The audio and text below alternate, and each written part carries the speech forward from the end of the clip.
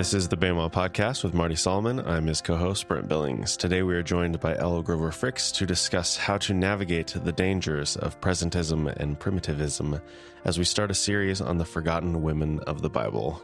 That's right. We are looking at the everyday lives of women in the Bible today, and we need to lay some groundwork before we dig into those stories, because if we don't know what's culturally normative, none of the significant divergences in the text will stand out to us, right? So we're going to go ahead. I'm here for the groundwork. A whole episode, whenever you can dedicate a whole episode to groundwork, I know that this is groundwork worth doing. So I'm excited today. I don't even know. There's no document in front of me. There's no notes. I'm just excited to learn. I'm excited too. So before we even get going, we have to acknowledge some biases that we carry with us just because we're human beings, and we're all doing our best. So the first one that Brent mentioned already is Presentism. So presentism is the fallacy where we unknowingly supplant whatever truths or experiences we have undergone in our cultural settings onto someone else's cultural settings. So we might presume that traditional women's work might have been devalued in my culture despite being the backbone of society. And so it's always been that way. And so we then can take that presumption into stories of women in the text. But when we look at the research and science and primary literature from that time, we find that, of course, industrialized wage-based labor is more of a new invention, and was kind of at that point that women's work started being undervalued. So we have to find our facts and lay this foundational work, like Marty is saying, because otherwise, how are we supposed to know? If something's true now, it feels like, oh, that was probably true back then, right? Oh, there's a lot in there. And not just about women. This would be good for all biblical hermeneutics when we're trying to think about historical context. It's probably something we overlook and race past just in favor of contextual tidbits and cool rabbinical stories. And right. We're bringing all of this stuff with us. Yeah. That's good. I think this is maybe the kind of thing where it's and you can break out of this a little bit if you're really intentional about it, but it's just kind of a function of age where as you get older, you see technologies progress, you see lifestyles change, and you realize oh, if that much change has happened in just my lifetime, think about how much has happened before me and over the course of whatever number of years. And it's just one of those hard-learned, experiential sort of lessons. Well, that brings us to our second danger, Brent, because we don't want to wheel over to the other side of the path and fall into the ditch over there. And that one is Primitivism, which is the opposite from Presentism.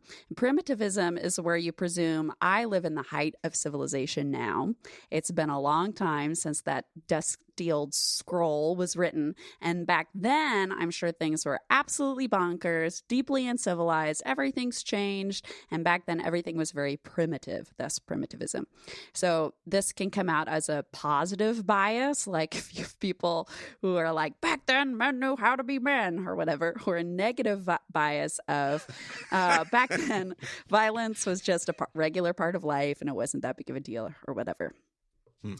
So we want to try to be aware of both of those potentialities and look at the data. So I encourage everyone to not just read works by theologians or Bible scholars, but also read stuff by archaeologists and anthropologists and sociologists, because they're guided by the rules of science and the raw facts. Of course, they bring their own biases too, but you can do some really great work when you're dealing with the raw data. I would totally second that, and the importance of reading.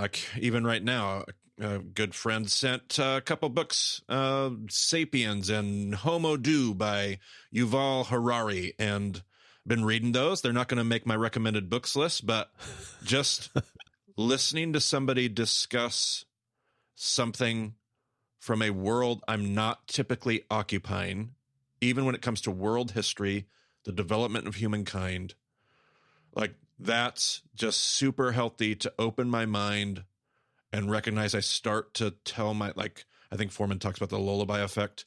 Like that can happen in a lot of different places, even just contextual assumptions. I start to put myself to sleep with the things I assume about history and how it's developed. And I'm guilty of that as well. Both. I'm guilty of both. Shoot. Well, if you know, that's half the battle, right? That's right. So, Marty, you don't want me to put those books in the show notes? I mean, well, now that you say it, and we almost kind of like have to. The problem is, in the minute, it's like I would say no. But Heard it here first. Start a Twitter flame war. Marty stands versus Harari stands. It's all over. I mean, you said it, Marty. You boy. said it. I sure did. Okay, I have a last term to define for I hope this it starts series. with the letter P. It sure does. You know, Oh, thank goodness. would not be a good speaker if it did not all connect to a singular letter. Okay, so this word we're all familiar with, most likely, but I'm going to use it in a different context than we might typically be used to in our current, pop culture and political world. So regularly out there in wider America, anyway, if you say the patriarchy, everybody's hackles go up, and it refers to the systemic and institutional forces that contribute to factors like, but not limited to, wage inequality, domestic violence, etc. In anthropology, saying that something is patriarchal is super different. So I'm going to use that term in this series, and I'm dumping a couple of ideas together which revolve around the centrality of the house of the patriarch. So when I say the patriarchal culture of the Bible, I don't mean the modern systemic and institutional forces. I mean the system in which a patriarch has a calling, a frame, a mission, a way of being in the world. The family conducts themselves under the yoke of that mission. The chosen child, often the firstborn, the Bechor, right, is trained to be the patriarch in waiting.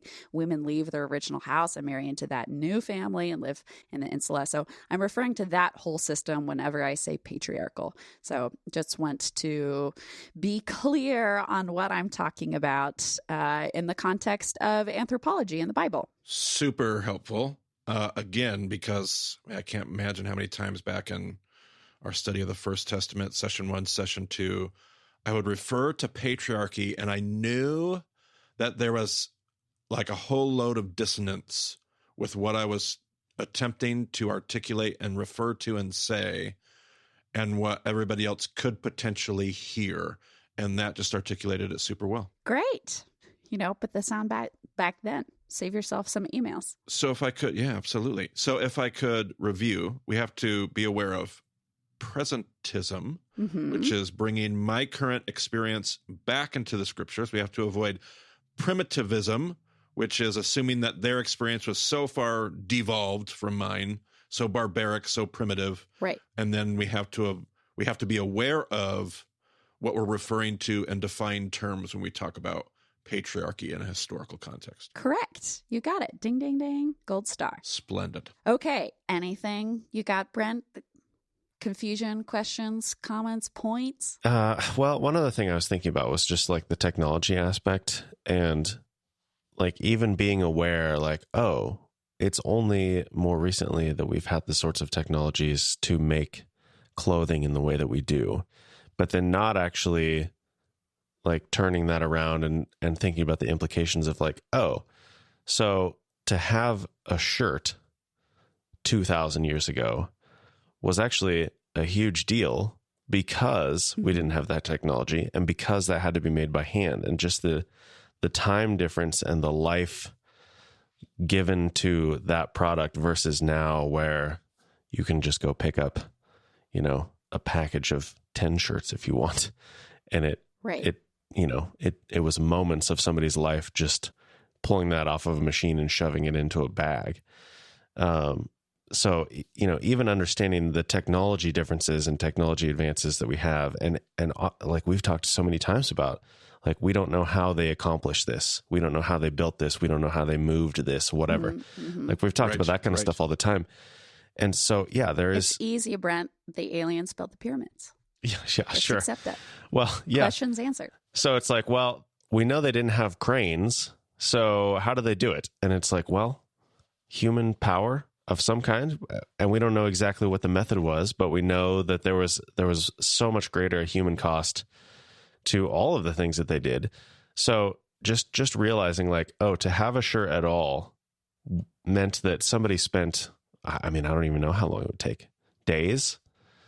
Hours. I mean, well, we'll talk about weeks, it. whatever, like gathering all the materials, right on everything. target. It's just totally different. So yeah, just even realizing like, oh, I know that they didn't have, I know that they didn't have toilets the way that we do, but then how did they actually do it? Like what was the time cost of that and everything else? So just making that connection, making the application between realizing that things were a little bit different, and then what did that actually mean for daily life? Right. I don't have Bronze Age toilets on my outline here, but I'll make sure to gather that evidence for you for some other time. But you're right on track. Those are the kind of questions we're going to start to think about. And again, if we don't do this foundational work, that means that when something is different in the text, it doesn't stand out to us as different. We're just like, oh yeah, sure, those are the elements of the story. So we're going to go through some basic facts first about life in the Bronze Age, Levant, also Iron Age, and then we're going to jump to specifically what women were up to in the world. Sound good? Can I totally ask you a total PS question? Sure. I'm going to ask this on the podcast. I meant to ask you this a million other times, and I haven't yet because I heard it on your other podcast. Okay. You're using the term Levant. Is that is that a better term to be using today in the whole Israel, Palestine, Middle East, like everything's, is that what you're referring to when you say the Levant? And is that a better term to be using today? So the Levant is a technical term. Thank you for the question, because it's a very specific area. So it's from the bottom of Turkey down to the top of Egypt. And so that, of course, includes now Syria and Lebanon and Israel and Palestine. And so it's helpful because that is a culture that's grouped together that's different from Egypt and it's different from Turkey. And then also it does avoid, like, well, if we call it the Middle East, that's kind of putting this people group at this end of the world, right? So it's helpful. And Central Asia is too broad because that's, Uzbekistan is in there. So yeah, that's the Levant. If you want to do Googling using the word Levant, Levant is a helpful way to get good resources. Man, Elle is fixing all my problems today. I believe we touched on that in episode 240 as well, when we talked about archaeology of Joshua. Oh, yeah. Yep. All right. Here we go. Brass knuckles down to the brass knuckles. I don't know why I said that. A brass tacks. All right. Hopefully brass tacks. Strong A energy coming through right now, Elle. Every day we bring it. Okay. So where are both women and men living and eating?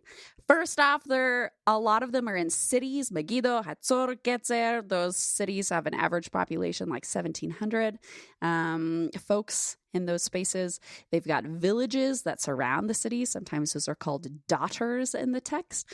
And then there's the smaller circular settlements for the more nomadic folks. Y'all already know we're big fans of terraced farming in the Levant because there's a lack of arable land. There's 4 different types of soils in Israel, and only one of them is suitable for agriculture. And that's the colluvial soil that's nutrient rich and washes down the hills.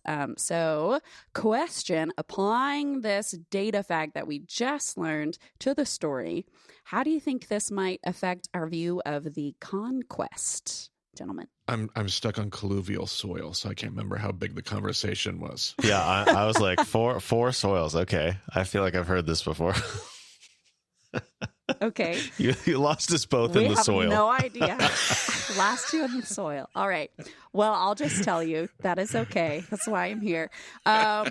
So if you have 4 different types of soil and only one of them is good for growing food, that means that one way of thinking about the conquest is that it's essential that we kick absolutely everybody out, not because people groups are gross and bad and, should all be murdered because they're inherently evil, but because we have to have systematic control of the land in order to have enough arable land just to survive. Does that make sense? There's only a certain amount of land that's even up for farming. You don't get to just go somewhere else and start something new. That has to be yours if you're going to have agricultural produce at all. Precisely. Yep. Which at least helps me when thinking about the myriad cloud of thoughts and questions around the conquest. Doesn't solve everything, but it's helpful. When we're talking about food, sorry to all the paleo folks out there, the Liver King. Oh, no, don't do it, Elle. Don't do it. Bursting the bubble. Diet back then, 75% grains and legumes, 25% vegetables and fruits, and you get 1 liter of new wine a day, which, that's great. Okay. Low alcohol, but you do what you can. There's no way you're eating your animals because they're a massive financial investment. So they're a once a year, maybe celebratory splurge for a holiday like Passover. Or if you're dying from drought, they're a last resort. They didn't have the extra arable land lying around to grow fodder to feed their animals. Right. So like in Lavan's story, we tend to look down on Lavan for not like taking care of Eliezer's camels and stuff, but he lets them have fodder. That's a pretty big deal. They're living off the scrub of the land. And you're not going to put all those extra nutrients and energy into sustaining this living thing that you can use as a draft animal or for textiles, and then just eat it in one meal for your one insula. That's not a very great financial move. So trying out this practice, we kind of shot and missed earlier, but how do you think this might affect our imagining of the tone of peace offerings and praise offerings? Well, you're giving God the very best, the luxury, there's something when you're giving animals anyway, that's where my brain went. I went to animals. Right. And you're giving God like the celebratory meal, the high value. Yeah. I've heard you teach that. But it's an extra, like, we don't just have this on Sundays and I'm having pot roast with God and the priest. This is the once a year big celebration. And for me, that changes the tone of imagining sacrifices because, we tend to have a lot of angst and contrition built around our atonement thoughts and concepts about, feeling bad in the moment, which is not to say all of that is not helpful. However, I don't think that's necessarily the tone in the sacrificial system. So I'm thinking of, and maybe you may just be like, Marty, stop talking because you're getting ahead of me, but I'm thinking of like Eli's sons, or the maybe I'm getting that story mixed up, but the priest's sons that are taking the meat out of the pot, and we're like, oh yeah, they're stealing meat, which is bad, but like if they're stealing meat for them, like now this is becoming like a huge story of like over like luxurious greed, right? And so that's an example of I'm bringing presentism with me into that. I'm assuming that meat is how I experience meat. Right. Not understanding what it's like in the context of the story. Right. Exactly. Yay. And then I'm thinking of something like a grain offering being like, oh, that was their I mean, a tithe isn't necessarily the right thing, but like we think of tithe as like, oh, we have some money and a portion of that is given. And for them, it's like, oh, we have grain and a portion of that is given. And that's just their typical thing. And then the animal is a once a year, like big deal kind of thing. Whereas a grain offering would be a more like everyday kind of, I mean, not every literal day, but just a more common offering. Yes, precisely. And also the patriarchs slaughter animals, of course, pre-Mosaic law, but that's their mode of summoning God nearly is they use a slaughtered offering. So some kind of animal. But again, celebratory vibe. Very interesting, at least to me, about the way that we think about restitution and all that stuff. Mm-hmm. Okay, so another thing is that dairy is a luxury because it's needed for the animals to consume. So like Brent was saying about T-shirts in a bag, we live in a society where we're so divorced from our factory-based food production. But milk, if you think about it for 2 seconds, it's only produced in the spring when female animals give birth, right? So the animals need that milk to survive, and you need those animals to survive so you can have clothing and insulation for your tents and houses and blankets and transportation, and so your fields will get plowed. So if you're very wealthy, you can steal a little bit to make cheese and ghee. But hardly anybody in the text gets milk.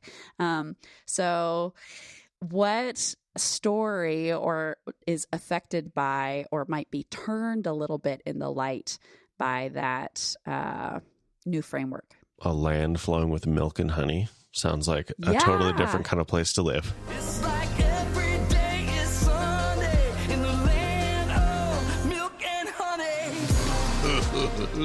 Right. Good work, Brent. Exactly. A+. So the word flowing there, as Marty knows, won't test him on live recording, but athon is our word for flowing continually. River-based flow is the idea all year long. So the idea that the land is flowing with milk and honey from the very beginning, God's talking about supernaturally providing abundance for his people, right? It's not just like, fat is in milk and that's good and it's sweet. And so God's, being extra nice. But no, he's promising abundant riches that they don't even need. Milk is for royalty, and who certainly has time for honey. And then he's promising miraculous things by it flowing all year. Honey is also only made at a particular time of year, by the way. So, again, turns my vision of the character of God to know this perhaps obscure fact about dairy consumption. I see. Very good. Okay, great. So now zooming in on the women here. So what are women in this time doing? Bring all your biases and assumptions with you. It's okay. We all have them. Uh-oh, you're going to ask us to answer that question? Oh, yeah. Yeah. What are they up to? I'm hoping for a soundbite that we can blow They're up. cooking and cleaning, Elle. There you go. Thanks. Oh, man. Okay, I'm going to jump in here first or second. I'm going to assume that they're carrying the load of the communal work. Like they're not just in the home doing home, but they're also in the town. Like I'm probably being influenced by the Eshachayil here, the Proverbs 31 depiction of who a woman is and what she does. And I'm assuming this isn't some grand, but this describes the work that they're probably engaging in on a regular basis. They're probably the ones doing the work. I don't mean like the physical labor, but I do mean that. I mean like they're the ones doing the work. I mean, Proverbs 31 is a great place to start. We're going to refer to it throughout this episode. But you guys are correct. There's an example of bringing our biases, and they're not always wrong. But what are the women doing? First off, they're having kids, right? Neither of you pinpointed that precisely, but along with working so hard, doing all the things that we're going to talk about, they're also having babies that whole time. There's accounts of pregnant women going out to collect firewood, going into labor, chilling out there, whatever remote site, giving birth by herself, and then bringing the baby back with the firewood. Can't forget the firewood when she's all done. So, there's a lot to do. And this was certainly a big part of it. The average nuclear family, we kind of miss because we focus on these characters like Yaakov, like Jacob, who has 12 sons, not counting his daughters, right? But the average family is only 2 to 4 kids. And that's because half of your births die in the first 5 years, not counting miscarriages. And then maternal mortality is also through the roof. So if you think about it, that means, as Marty taught me when I was a college student, you have a huge chance of dying. Your baby only has 50-50. So who wants to participate in that? So when we look at Leah and Rachel and the back and forth fight they have in Genesis about having kids, it's really easy to read that with a pretty, misogynist overlay of like, silly women fighting all the time, trying to get more attention from their husband. And certainly they're not, modeling really healthy relationship dynamics. But it's also a story about incredible faith that they keep wanting to try to have more kids, one baby after another, after another, after another, is a huge faith step for them that they're trusting God, undergoing this incredibly risky endeavor, and God honors them for it. So, question, is the 2 to 4 average kids 2 to 4 average kids or 2 to 4 average family size? 2 to 4 kids. 2 to 4 kids. Is that based on one wife? Yes. Okay. Yes. So Jacob does have, 4 times the chances with that average. So that helps his numbers a Right. little bit. But is that normal for him to have? I mean, he had 2 wives and 2. He had Bilha and Zilpa, as well as Leah and Rachel. And I think in the story, it's supposed to be a point about God's goodness to this family. Again, that we just kind of miss because we're like, I guess everybody had a million kids back then, which is an example of potentially primitivism, depending on which subculture you're a part of. Yep. And all throughout that story, I kept seeing the danger of presentism right around the door, because we then carry our, how dare you think that women and make this relationship between women and having babies, because we're bringing our current cultural assumptions into a different context. So both dangers just right in the midst of that kind of a conversation. Absolutely. Absolutely. We're going to take maybe an unexpected turn in the Pema waters off of this point. I don't know if y'all have ever noticed, but there is a distinct lack of condemnation around sex workers in Torah. So the only prohibition that I'm aware of, and if I'm wrong, I'm sure a million people will point it out to me, but in Deuteronomy, it says, do not make your daughter a sex worker, which is like, yeah, that sounds like a good policy. However, you can imagine a society tolerating that industry and its use more if a wife is like, every time we have sex, there's a possibility that I could die, right? That's a big deal. Right. And the Talmud says that if a man is overcome by an evil inclination, he should just remember to wear all black and cover himself in soot when he goes to visit a sex worker, so that the name of God is not profaned. So not saying that that's my personal opinion or moral stance. However, I think that we should be aware of, again, what kind of baggage we bring to the text when we run into someone who is in that position, like Tamar in the story. Well, and just to repeat, to save you at least a few emails, just to make this even more clear, your point was what we do when our culture clashes with a historical culture. Elle's point was not an endorsement or lack thereof of any particular behavior. It was simply being aware of the different world of the scripture versus the world that we live in today, and how the baggage that the assumptions we make, the baggage we have, the moral, ethical paradigm that we come with is not exactly a direct overlay with the one of the Talmud or of Genesis or any of those kind of things. Right, exactly. Because like Ruvain gets in really big trouble for sleeping with his stepmom, basically. But Yehuda doesn't really face any consequences for visiting someone on his sheep shearing trip, who turns out to be his daughter, right? Yep. And when you read that story, I mean, the one thing we have talked about with Bema is, what are the problems here? What are the questions that jump to mind? And that's probably not a question we like to give voice to very often. But that's all, every time I've read that story, I'm like, well, nobody's stepping in here to be like, hey, dude, don't go see the shrine prostitute. Like, everybody's like, oh, okay, yeah, I'll just go give the goat. Yeah.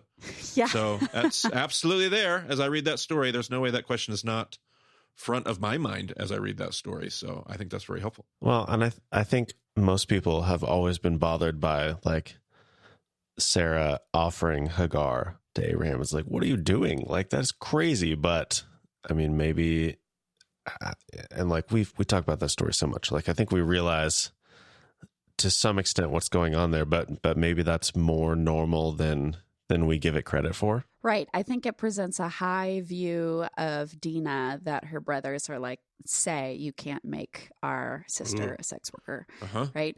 It's not that that's so awful, gross, and demeaning and horrible. They're calling their father to value her more highly. Yes, absolutely. Excellent. Okay, so back to our main, less murky waters. Oh, good. They're raising their kids. Woo! Phew! Made it through. I can stop sweating. They're nursing kids, which as a nursing mom at the moment, I 100% view as a major part of work and labor. And they're doing that for upwards of 3 years for their nutrition. So A lot of people out there have read The Red Tent, and they think about the laws around NIDA, menstruation, and how women are kicked out all the time. But when you are if you're going to have 4 kids and you're losing half of them, that means you're going to have 8 kids, and you're going to be nursing them for upward of 3 years. That's spread out for a long time. So you're not very often being removed from the community for a particular time. And we can formulate all of our different thoughts about why and how helpful it is or unhelpful that that's part of women's experience. But it was relatively rare because nursing is its own form of birth control. So putting that out there. And a part of what I'm hearing you talk about too, Elle, like I feel like a lot of what you're talking about, like you hold an awareness of it without judgment. Like I think we get so used to having to see something and judge it. Like we learn some new piece of context and we have to judge its goodness or its badness, its worth or its value. When it comes to like understanding stories, good biblical hermeneutics, just understanding that it is, without having to like complete the judgment loop, is a part of the process too. Which is, a much less stressful way to live. I don't think God expects us to get everything right all the time. And so if we extend that same grace to other people and ourselves for getting things wrong, I think we can experience a lot more grace and joy in our life. Which I'm a fan of. Last thing in this particular section, according to my research, big Dorothy Ann fan from Magic School Bus over here, grandmothers are the storytellers in these communities. I have a 2-year-old. Magic School Bus is on. Seatbelts, everyone! Please let this be a normal field trip. With a friend? No way! Grandmothers are the storytellers. So that's not, comprehensive. It's not like they're the ones who will be reading in synagogues or anything. But when people are gathering around the fire at dinner time, apparently grandmothers are the ones in the Levant who tell stories. And so I like the idea, of course, with all of my biases, that although maybe the text was written by the literate population, which is more likely to be men, of course, it's possible that we have midrash because of the faithfulness and storytelling of the grandmothers. Ooh, I'm catching big Timothy vibes there too. Right. Or Brent Billings, I'm thinking of our Christmas episodes, and I think of the nativity story and the part that Ruth plays. There's that older woman in the village that's always telling the stories to the children. Well, and I'm making some hamantash. And I'm thinking of Bayma 297 with Kat Armas on Abuelita Faith. Oh, snap. We got some good stuff there. Okay. You have the numbers memorized, Brent. I don't have the numbers memorized. I do for some episodes, but I have our spreadsheet in front of me. I see. Multitasking. Well, now I know if you miss a question, it's because you're looking at something else. Oh, yeah, that's almost certainly true, yes. All right. So that is certainly a big part of their work. However, both household and professional work is another thing that they are doing in the biblical world. So women are going to be grinding their grains into flour for at least 2 hours a day. It's a long time. In archaeology, we can tell when a society has become agrarian because all of a sudden women's skeletons have arthritis in their knuckles and elbows and shoulders from grinding. It's hard work. 2 hours with no podcast to listen to, no music to put on, Well, I'm going to circle back around to that because that would be really depressing. But you're just being primitivist, Brent. Quit it. Yeah, Brent. Doing your best with the information you have. Well, I'm certain they didn't have podcasts, but I'm open to whatever other forms of entertainment they had. We've actually found the first podcast. No. Okay. Baking. They're baking all that bread. Big Sarah energy, right? So we've got one oven for up to 10 women in the community in your insula. So again, making these technologies is a lot of work. Women are actually involved in their own tool production. We see that even in the Bible in Nehemiah 3, women are helping to build the walls of Jerusalem. So they're setting up these big stones to be able to bake things effectively. And that's a lot of work and resources. And so you've got 10 women up to that anyway on one oven. They're also the beer brewers, which is fun because opposite to our culture, women are the ones formulating the IPAs and men are working on the Merlots. Obviously not IPAs, but that was one of their tasks, again, because it's a grain. They're going to be up to the drying of their legumes, fruits, and herbs. That means that they're also the ones driving the medical work, not just midwifery, because if you're the one working with plants of all kinds all the time, that makes sense because you know their properties. They are doing their textile production, again, like Brent said, but they're doing it on big shared community looms. We see this in Kings that women are making, skilled women, it says, are making stuff on temple looms, communal looms. And again, that's a big tool that they had to make themselves. I don't know if you've ever seen a full-size loom, but they're pretty enormous. So it makes sense that you can't stuff one into your house, which doesn't have any windows. So it's an outdoor thing that's happening. They're business women. We know that because we have seal impressions on pottery and on the amphora, which carry goods. And in the Bible, they also sell their own textiles, right? Proverbs 31, she's going around hustling. They're the funerary specialists, right? Mourners are called the skilled women. They show up in different places. You hire people to help run your funeral, and that includes people who professionally wail. A lot of Twitter could be put in that category. Jokes landed really well. Thank you. I appreciated it. That was clever. Great. Sorry, I was writing a note down. He was in a spreadsheet. Putting notes about an IPA, which was also that was a clever. I like that too. That was good. if you think of Levantian beer as an IPA, that is presentism, I think. Yes, that's true. No India Pale Ale, Brent. Thank you for the correction. I'm so glad you're here. Okay. Last thing in this section is, like Marty said at the beginning, they're also involved in seasonal work. So you have these periods of intense hard work that you need the whole household for. So it's by need very inclusive. You need all hands on deck. You have limited time, for instance, between harvest and the latter rains. So you have to have everyone out harvesting, just like we see in the Scroll of Ruth. We need everybody at the threshing floor. We need everyone involved in wine and oil production. And you need everyone to participate in terrace construction, which, if your life was impacted like mine was by Marty's teaching on boundary lines, knowing that everyone in the community is participating in the formation of those boundary lines, carrying those rocks to make the plots of land that don't get moved. That's a nice little connection. I agree. So what stands out to y'all about these tasks? There's a lot of them. I would say what I said earlier. It's the work. They're doing the work. Not that there's not work that the men are engaging in, but they're doing all the daily work, the work that has to be done. And they're doing it together. They're not doing it as individuals. They're doing it in community. Those are some of my initial thoughts. Right. They're difficult tasks. They're diverse tasks. But like you just said, they're communal tasks.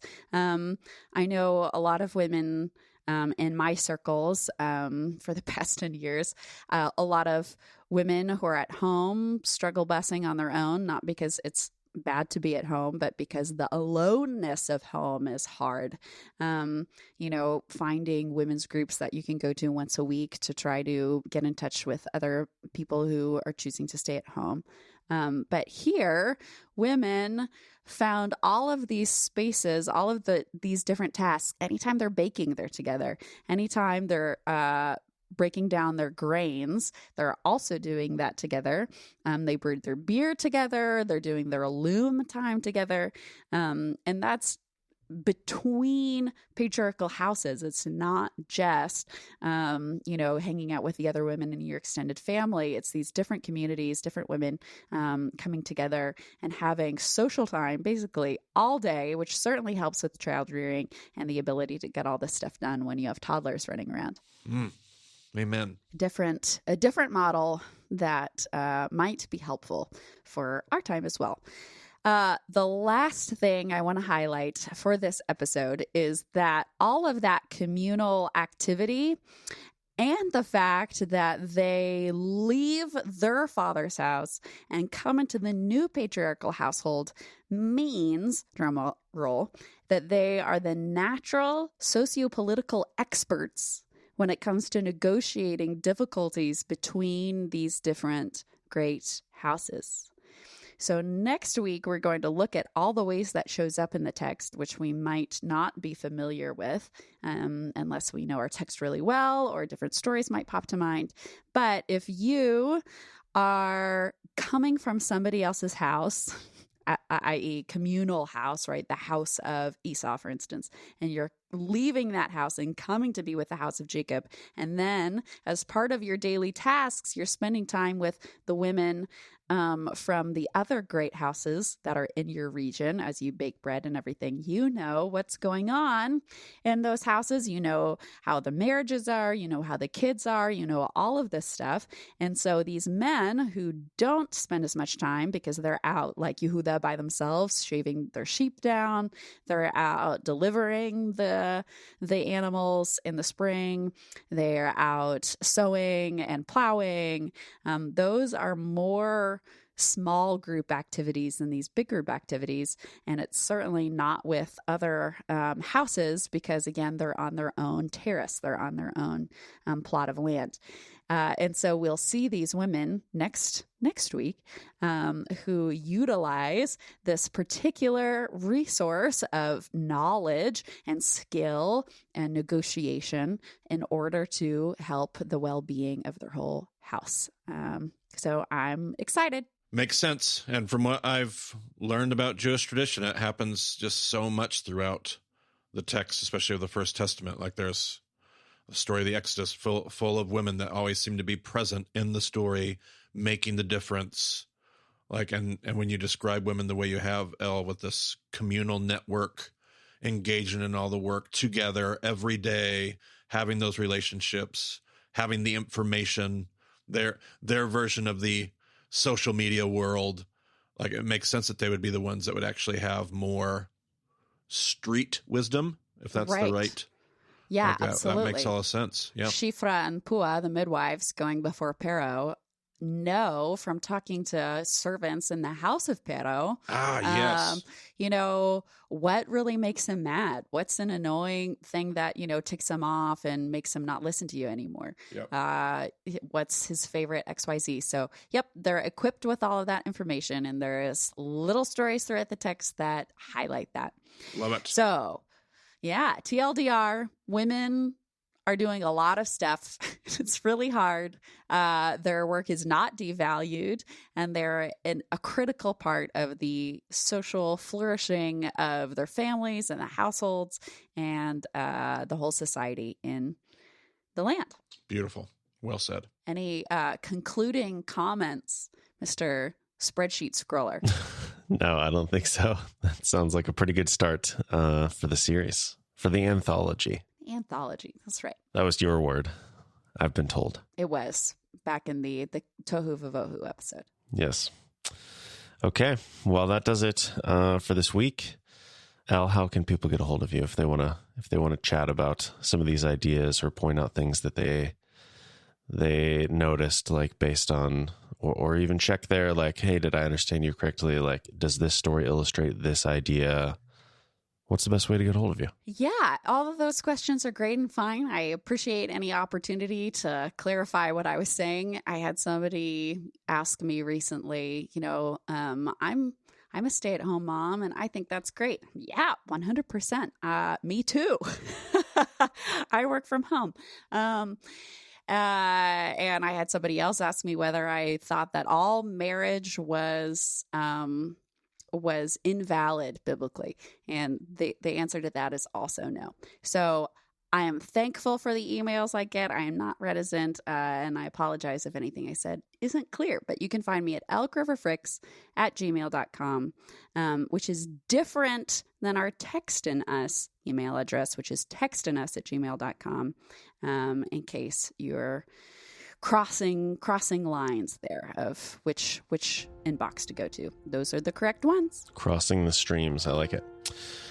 Okay. Yeah. And then, well, Marty, where are you going to be at? You're going to be in the middle of your book tour when this starts. So for Marty, just find him in the physical world. Go to BehemothDiscipleship.com/news and see where Marty's going to be and track him down and meet him. Yeah, find the literal me. Guys, that's what I love. Like, come find the me. It might only be 5 or 10 minutes that we get a whatever chat and shake hands, but that is so much more fun than an email. Like, come find me, not my inbox. That'll be awesome. Do that. Yes, I love it. And then I'm just floating around various places, looking at spreadsheets and keeping an eye on things in the background. So anyway. So much more than that. I've been kidding. Your work is integral, obviously. Well, I do publish the actual episodes, so nobody would be hearing any of this if I wasn't That's doing my right. work. But yeah, anyway, that'll do it for this week. Thanks for joining us on the Behemoth Podcast. We'll be back next week with more from Elle.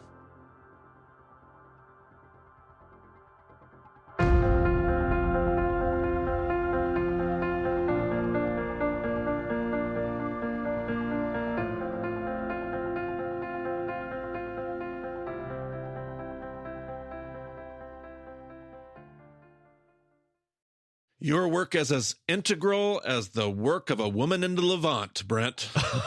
I was thinking the same, but I wasn't going to make the joke on the air.